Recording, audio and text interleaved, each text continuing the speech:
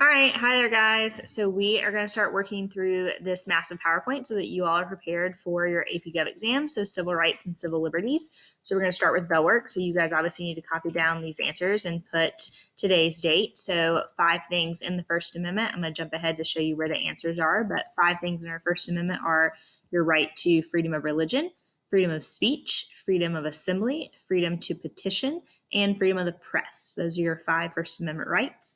Then we wanted to talk about our 5 things in the Fifth Amendment. So the Fifth Amendment include things like no double jeopardy. That's the same thing as you don't have to self-incriminate yourself, double jeopardy. I remember that's where you can't be accused. Well, you can be accused of the same crime twice. If you murdered 2 different people, you'd be accused of murder. But if you were acquitted of murder, then they can't come back and accuse you of it for the same crime. Self-incrimination, remember, you don't have to say you did the crime. That is up to the prosecution to prove that you did it.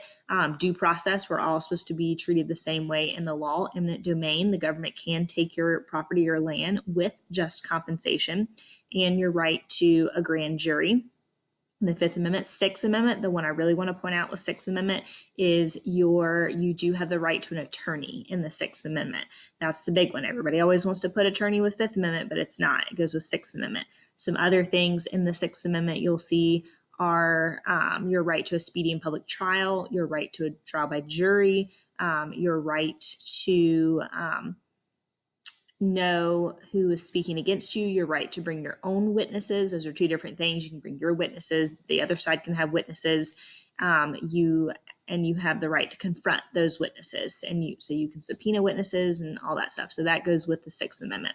All right, so that covers the bell work. All right, so getting into this PowerPoint, we are going to cover civil rights and we're going to cover civil liberties. So the first big 2/3 of this PowerPoint is going to focus on this, civil liberties. So you need to know what civil liberties are. That's what this whole PowerPoint is about. So civil liberties are constitutionally established guarantees of freedom that protect citizens, that's you and me, our opinions, our property, against arbitrary government interference. What that means is these are the specific things the government cannot do to you or cannot take away from you. These are very specific, and pretty much your civil liberties are all found in your Bill of Rights. So when you think of your first 10 amendments to the Constitution, and we just went over 3 of them, those are your civil liberties. So we also have some of the others listed here. And then the rest of this PowerPoint, way later next week, will be on civil rights. So when you think civil rights, you might think civil rights movement. That's a good one to think of. So these are your constitutionally guarantees of freedom from citizens from things like discrimination. There are lots of different ways people can be discriminated. So race, disability, color, gender, national origin, and there's others. There's sex, there's gender, there's so many others. And that's where we'll again talk about the 14th Amendment, but that's going to come way later in this PowerPoint. All right, so we talked about the Bill of Rights and we talked about the first 10 amendments. You know, the Bill of Rights were proposed by the Anti-Federalists. We've already talked about that. They wanted a small government, or at least a government that protected people's rights a little more. So the Anti-Federalists were very concerned with personal freedoms being taken away, that the government had too much power, and that they wanted to explicitly guarantee what the government could do and what the government could not do. And so that's where you get things like the Ninth Amendment, where it's kind of, well, there might be some stuff in the Constitution the government can do that's not listed. And then there's the 10th Amendment, which really made the Anti-Federalists happy with the reserved rights. So anything that the Constitution doesn't explicitly say the government can do then goes to the states. That's why your education here is being provided to you by a South Carolina certified teacher and not a nationally certified teacher. All right, so with the Bill of Rights, we've already gone over these. You do need to remember these. So if you need to take the time, there's a video right here where this guy will go over the 10 Bill of Rights for you. Again, this PowerPoint is posted, so you can go back and watch that video. I'm not going to show you that one.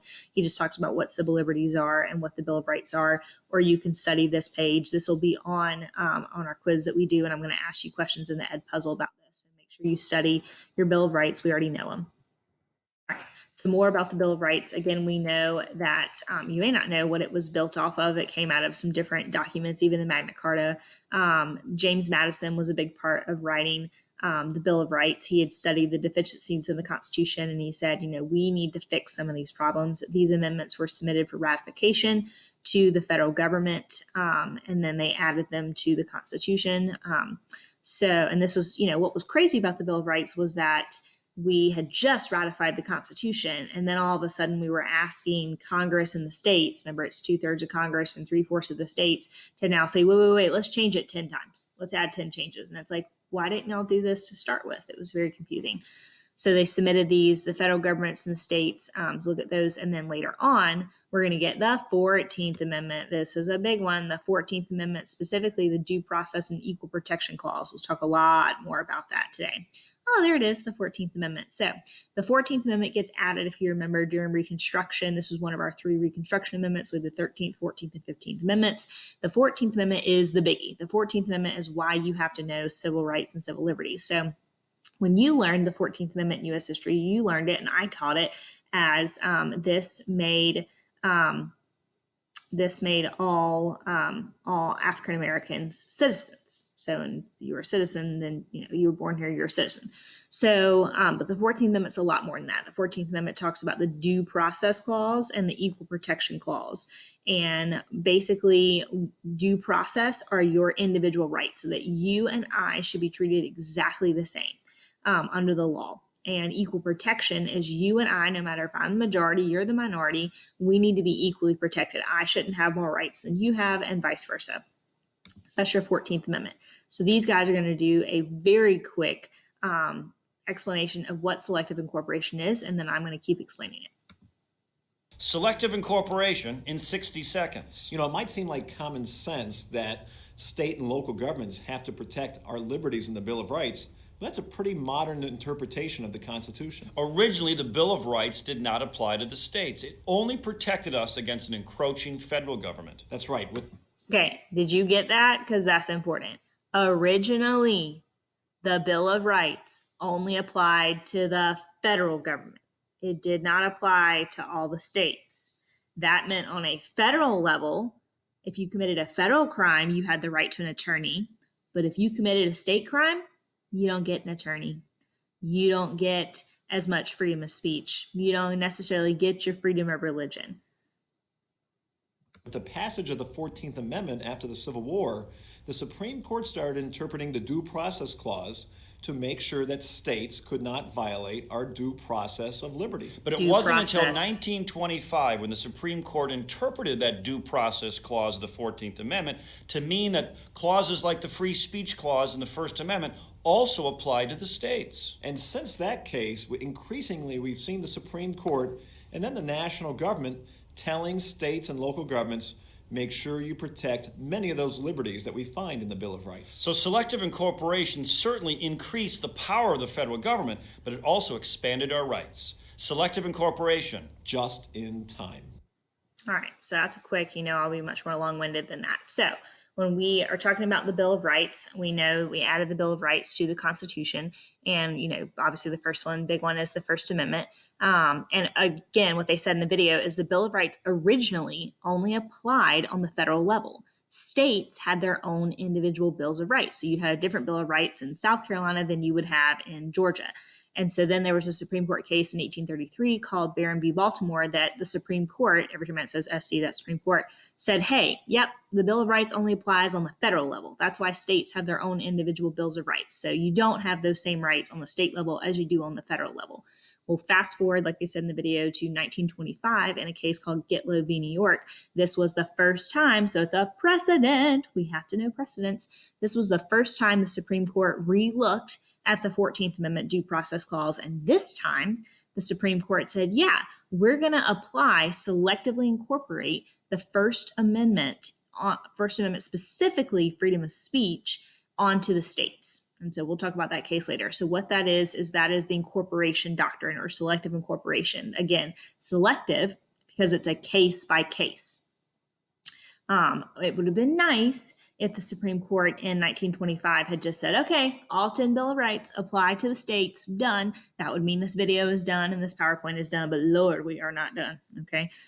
So incorporation doctrine, this is case by case, selectively taking bits of the Bill of Rights and applying it onto the states. So parts of the Bill of Rights have not yet been incorporated, like the Third Amendment, the whole quartering troops, not a thing on the state level. So I guess if the state wanted to create troops and put them in your house, right now that would be okay. That's probably not going to happen. So you can see, and we'll go through the different parts of it. All right. So again, selective incorporation, if you're not getting this, Barron v. Baltimore said, nope, Bill of Rights only applies on the national or federal level. And then fast forward, we get the 14th Amendment passed during Reconstruction.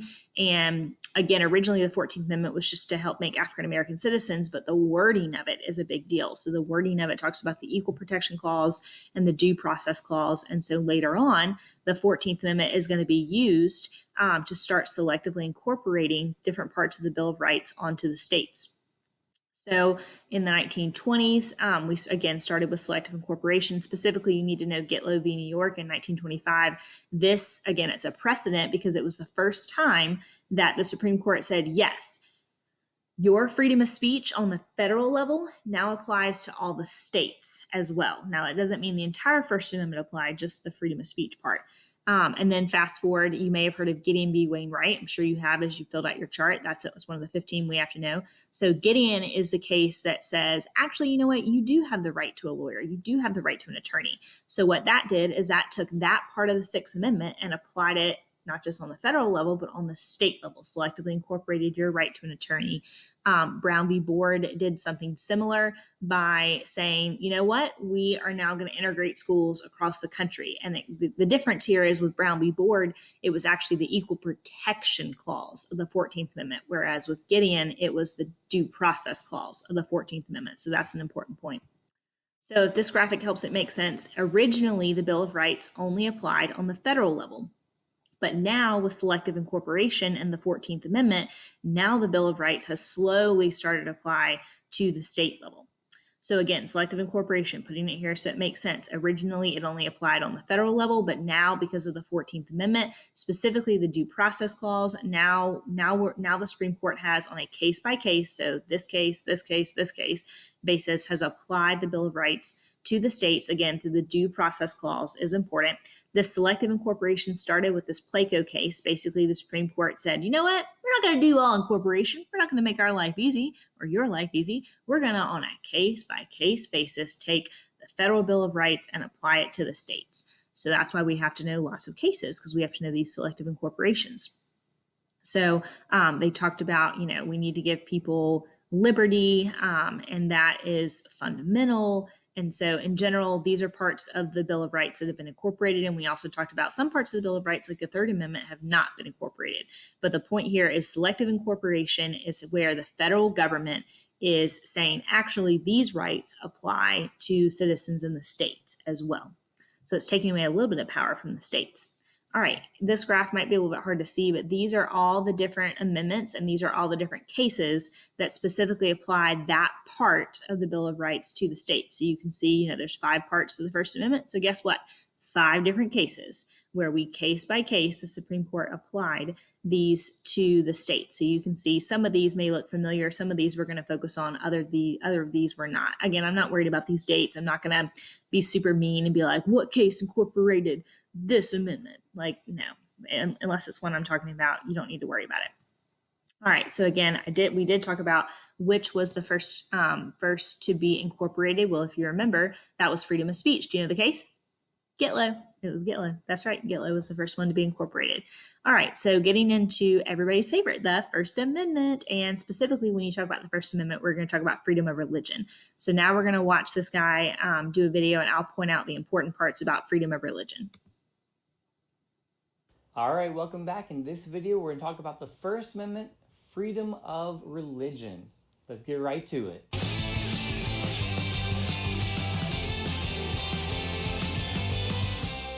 So the First Amendment begins by saying, Congress shall make no law concerning an establishment of religion or prohibiting the free exercise thereof. Those words are important. That's Establishment everything it and free says exercise. about religion. So what you notice there is there's 2 different parts to this. There's first saying that Congress will make no law concerning an establishment of religion. That's known as the Establishment Clause. We're going to focus on that part first. This is very important. Establishment So what this is here clause. saying is exactly that.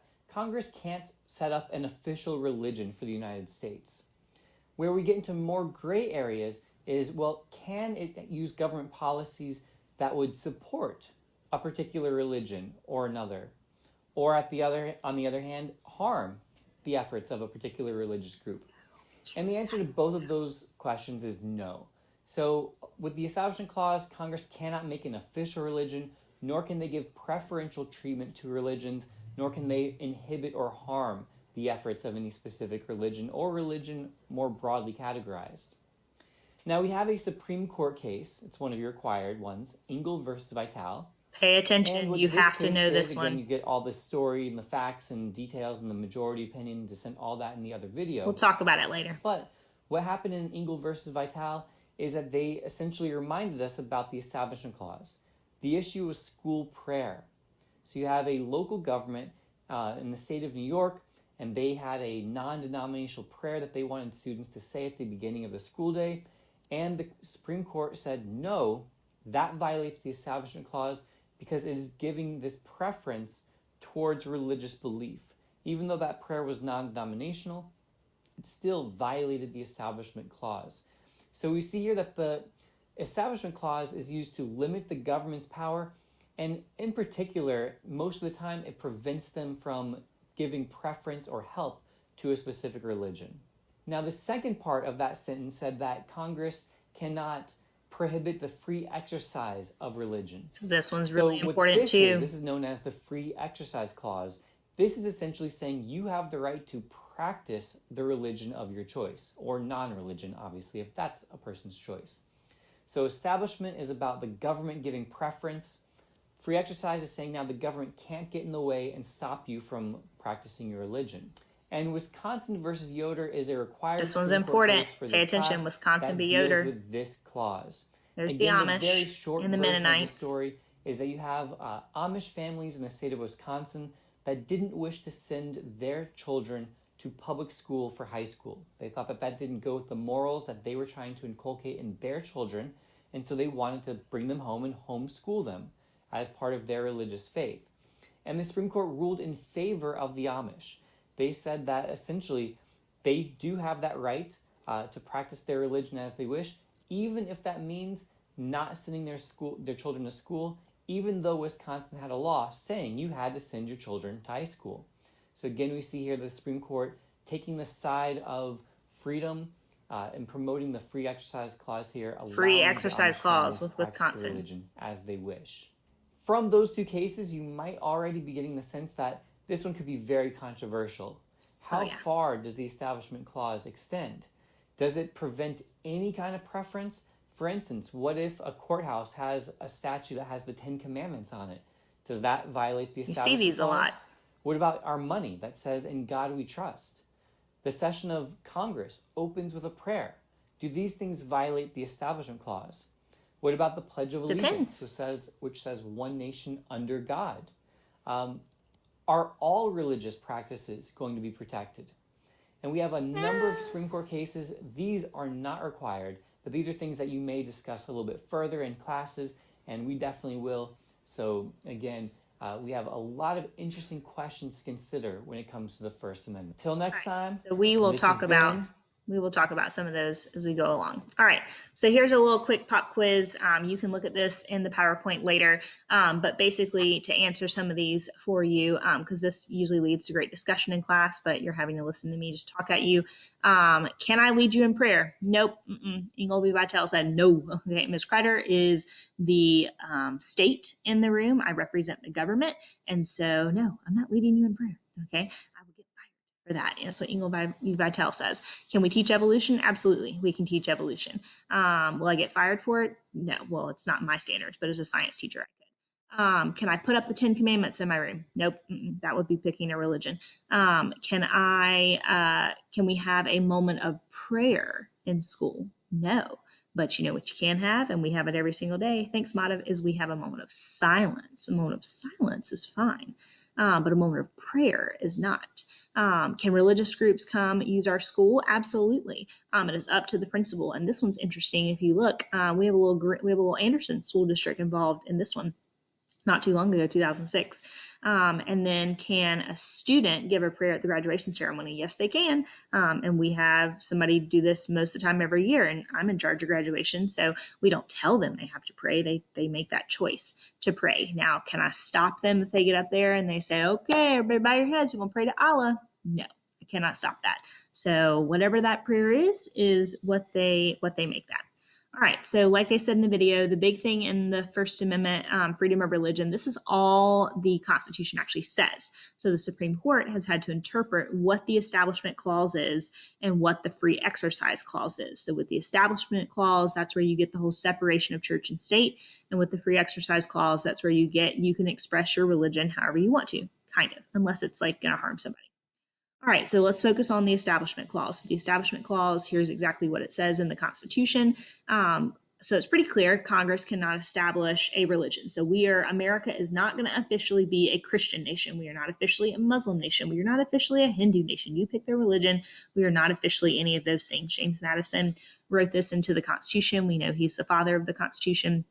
And the reason why this is in here is to basically ensure that Congress does not pass any kind of laws that favor one religion over another. And they were really worried about this from a tax basis, that Congress would pass laws to collect money and then give it to, let's say, churches or synagogues or whatever. And that's what the founding fathers were trying to avoid.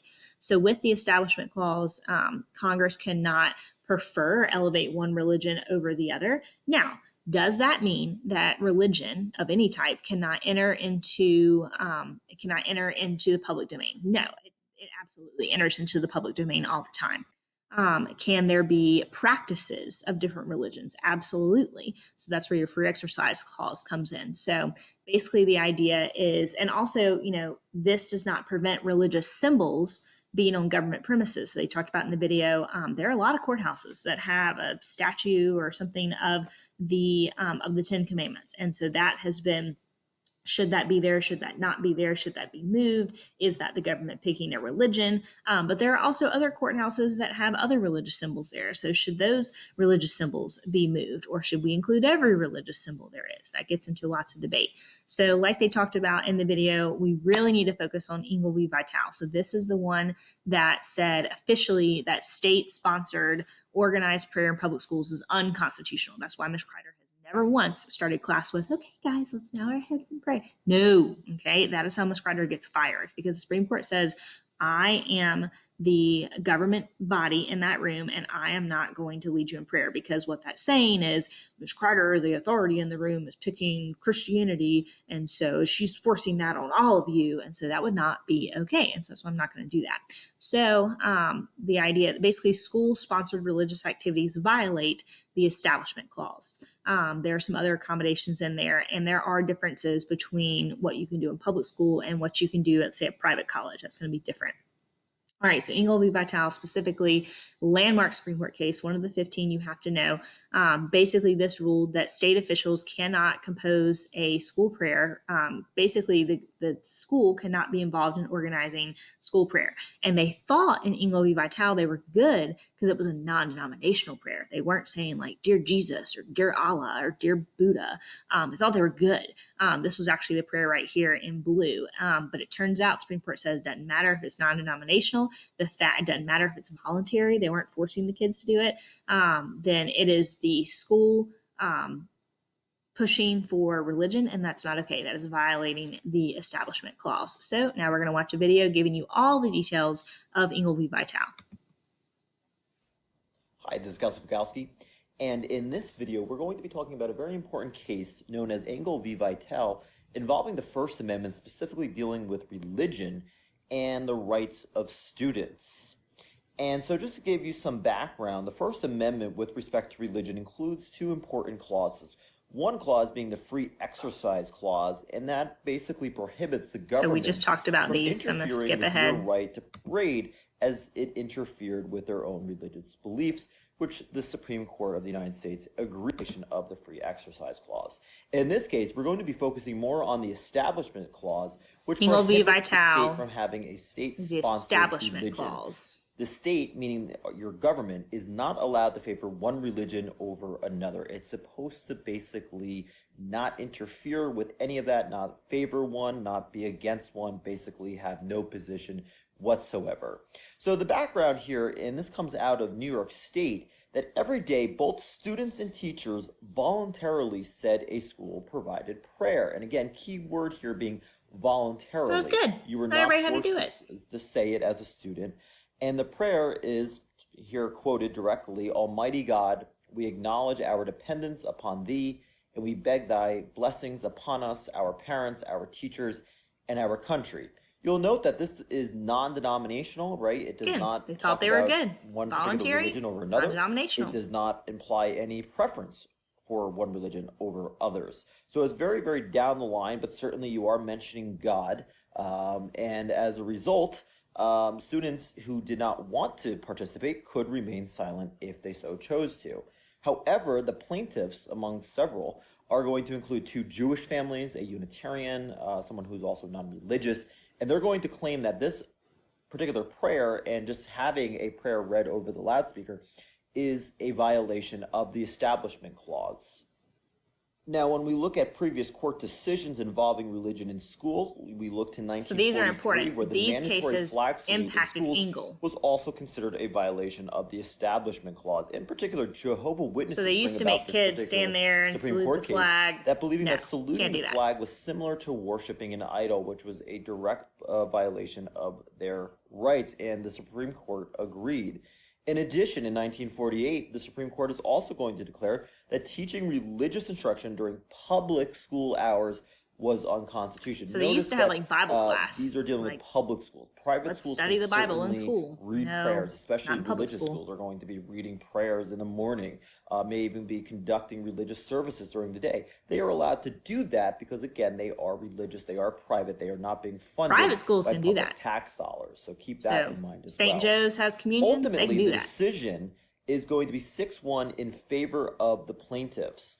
And of course, the SCOTUS is going to rule in this particular case that it was a violation of the Establishment That's Clause. as this was important. considered a religious Establishment activity Clause. conducted by government officials to advance religious beliefs. Even though it wasn't favoring necessarily a particular religion, it was advancing religious beliefs.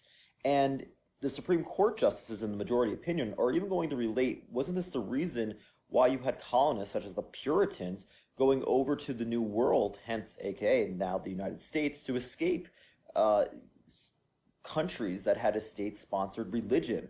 So they're going to also, again, declare that having an Establishment Clause was created to stop the government from having an official church. And one way you do that is by not having a government-sponsored prayer, not having a publicly funded school have such a prayer, even if it is voluntarily, because again, this was considered a religious activity that was advancing religious beliefs, even though it was very non-denominational, but nevertheless religious, and the Supreme Court justices seeing this as a violation.